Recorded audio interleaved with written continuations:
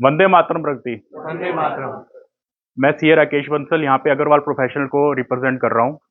हम दिल्ली एनसीआर में वर्किंग कर रहे हैं और हमारा मेन डोमेन है बुक कीपिंग का।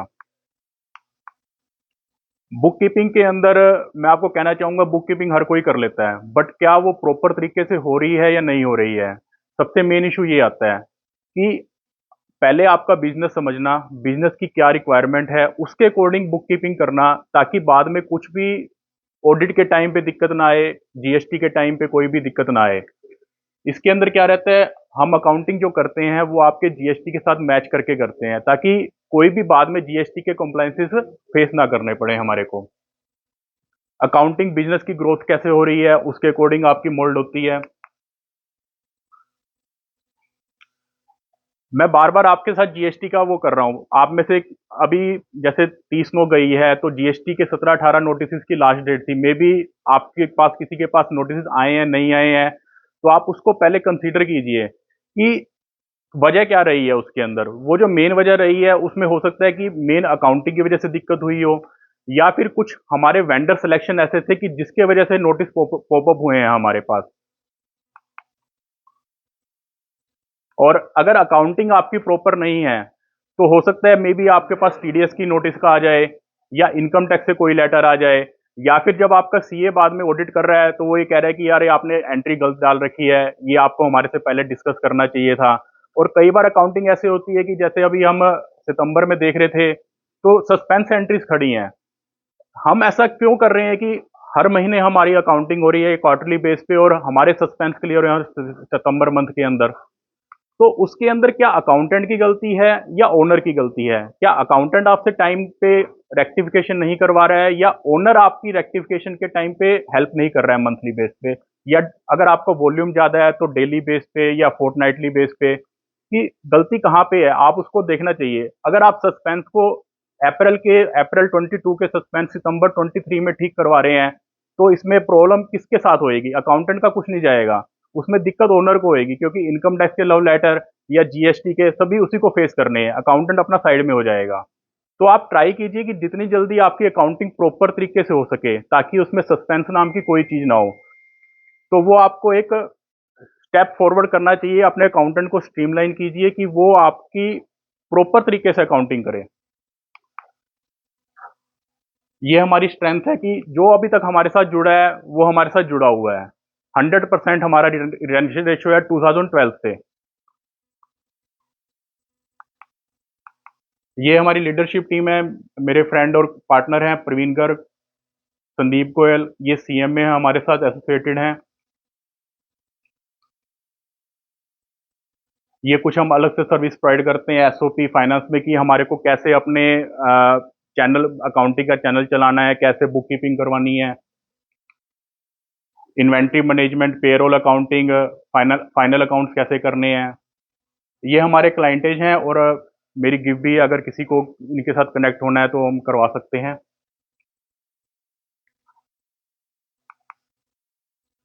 ये दिल्ली ट्रांसको जो दिल्ली में पावर सप्लाई करती है, अभी उसको हमारे को उसका जीएसटी का कॉन्ट्रैक्ट मिला है, हम उसकी जीएसटी फाइलिंग का काम कर रहे हैं। हमारी आस्क क्या है कि बुक कीपिंग, टीडीएस या जीएसटी से रिलेटेड अगर कभी किसी को भी कोई हेल्प चाहिए तो वो हमारे साथ कनेक्ट कर सकता है। इसके अलावा मैं आपके साथ एक चीज और शेयर करना चाहूंगा।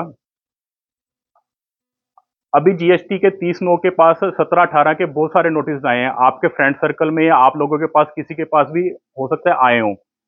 तो उसके अंदर मैं आपको सिर्फ 2 मिनट की ट्रेनिंग देना चाहूंगा कि आपको कैसे जीएसटी के नोटिस से बचा जा सकता है। उसमें सबसे पहले है कि आपको क्या आइटम परचेज करनी है। सपोज करो आपको ये पेंसिल ही परचेज करनी है, तो आपको इसमें सबसे पहले क्या देखना है कि वेंडर आपका कैसा है। वेंडर का मतलब क्या है कि जिससे आप परचेज कर रहे हो, आप उसका अगर जीएसटी की साइट पे जाके सिर्फ जीएसटी नंबर डाल दीजिए, आपको उसका पूरा ट्रैक रिकॉर्ड आ जाएगा कि वो कैसे फाइलिंग कर रहा है, टाइमली कर रहा है कि नहीं कर रहा है। अगर आप उसके साथ डील कर रहे हो तो पहले आप उसको सर्च करो कि वो टाइमली फाइलिंग कर रहा है कि नहीं कर रहा। सेकंड, क्या वो पेंसिल का ही रिटेलर है या होलसेलर है या मैन्युफैक्चरर है, ये जानना बहुत जरूरी है। हो सकता है कि वो आप उससे पेंसिल खरीद रहे हो, बट वो काम करता हो पानी की बोतल का, यानी कि इसका मतलब वो फेक बिलिंग का काम कर रहा है। तो आपको ऐसे वेंडर से कभी भी परचेज नहीं करना।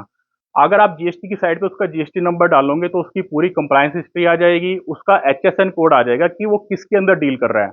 अगर आप किसी भी अपने फ्रेंड सर्कल में पूछिएगा तो इस टाइम इतने नोटिस आ रहे हैं एचएसएन कोड की वजह से कि आपने पानी की बोतल के सप्लायर से पेंसिल खरीदी है, तो इसका मतलब आपने उससे फेक बिल परचेज किया है। तो आपको ये जरूर ध्यान रखना है कि जिससे आप परचेज कर रहे हो वो डायरेक्टली उसमें डील कर रहा है या नहीं कर रहा है। थर्ड इश्यू क्या आ रहा है कि हम लोग क्या करते हैं कि हम उससे पेंसिल तो परचेज कर ली है, हम उसको पेमेंट नहीं कर रहे हैं। तो आपको ये जरूर ध्यान रखना है कि 180 डेज के अंदर हम उसका बिल अमाउंट पूरा का पूरा क्लियर कर दें। इसमें सबसे ज्यादा दिक्कत क्या आती है कि मैं राहुल जी के साथ एसोसिएटेड हूँ, मैंने राहुल को बिल इशू कर दिया है, मेरे को पता है कि राहुल मेरी पेमेंट कर देगा और राहुल को भी पता है कि यार राकेश मेरा फ्रेंड है, कोई बात नहीं पेमेंट हो जाएगी, या हमारी सिस्टर कंसर्न या होल्डिंग कंपनी हम उसमें काम कर रहे हैं, तो आपको उसके अंदर भी पेमेंट क्लियर करनी है। अदरवाइज डिपार्टमेंट आपके साथ आपसे इंटरेस्ट भी लेगा और जीएसटी भी आपको वापस करने के लिए करेगा। यानी कि जिससे भी आप परचेज कर रहे हो उससे आप टैक्स इनवॉइस ले रहे हो, तो 180 डेज के अंदर आपको उसकी पेमेंट 100% क्लियर करनी है। इसके अंदर मैं आपको एक सुजेशन देना चाहूंगा कि लोग क्या करते हैं कि कुछ लोग बार्टर सिस्टम करते हैं, जो पुराने जमाने में चला करता था कि हम किसी से पेंसिल ले रहे हैं, बदले में उसको अपना प्रोडक्ट दे रहे हैं ताकि एंट्री क्रॉस ऑफ हो जाए, जिससे हम सेल भी कर रहे हैं और परचेज भी कर रहे हैं। तो जो हमारा एक्सपीरियंस रहा है जीएसटी डिपार्टमेंट के साथ, तो उसके अंदर ये है कि आप अपनी सेल की ट्रांजैक्शन का अलग से सेटलमेंट कीजिए, परचेज की ट्रांजैक्शन का अलग से सेटलमेंट कीजिए, उसको बार्टर के अंदर मत लेके आइए। क्योंकि जब भी किसी को नोटिस आता है तो उसके अंदर वो ये कहते हैं कि आप इस बिल की पेमेंट आपने कैसे करी है। अगर आप उसको ये कहते हो कि सर मैंने उससे परचेज किया था, बदले में मैंने उसको सेल का बिल काट दिया, तो वो इसको थोड़ा सा डाइसी लेके चलते हैं, तो वो एक इशू क्रिएट हो जाता है। तो आप ट्राई कीजिए कि उसकी पेमेंट 100% कीजिए, और जो आपकी पेरेंट कंपनी है या आपकी फ्रेंड की कोई कंपनी है और उससे आप परचेज कर रहे हो, जो आपसे पेमेंट का तकाजा भी नहीं कर रहा है या आप उसको पेमेंट कर देंगे, तो ऐसा बिल्कुल अवॉइड कर दीजिए। 180 डेज के अंदर आपको पेमेंट क्लियर करनी ही करनी है, इन एनी हाउ, क्योंकि ये जीएसटी का भी मैटर बनता है और इनकम टैक्स का तो अलग से मैटर बनता ही बनता है ये। अब इसमें लोग कहते हैं कि सर उसने मेरा जीएसटी जमा नहीं करवाया इसलिए मैं उसकी पेमेंट नहीं कर रहा हूं। तो सर इसके अंदर सबसे बेस्ट तरीका क्या है कि आपके पास मान लो 100 रुपए का बिल है जिसपे ऊपर 18% जीएसटी लगा हुआ है, तो आप उसका टैक्सेबल अमाउंट क्लियर कर दीजिए 100 रुपए का, ताकि जब डिपार्टमेंट से मान लो आपको कभी भी क्वेरी आती है कि सर जीएसटी आप उसने जमा नहीं करवाया, हम आपसे क्लेम करेंगे, तो आपके पास एक रिसोर्स है कि आपने उसको जीएसटी तो पेमेंट करा नहीं था, अगर डिपार्टमेंट से लेटर भी आता है तो आप डिपार्टमेंट को जीएसटी जमा करा सकते हो। तो आप उसकी टैक्सेबल वैल्यू जरूर क्लियर कर दीजिए। उसके बाद अगर उसने आपका जीएसटी जमा करवा दिया और आपको ऑनलाइन दिखने लग गया है, तो आप उसकी टैक्स अमाउंट की पेमेंट कर दीजिए। यानी कि दोनों को विन विन सिचुएशन है उसके अंदर।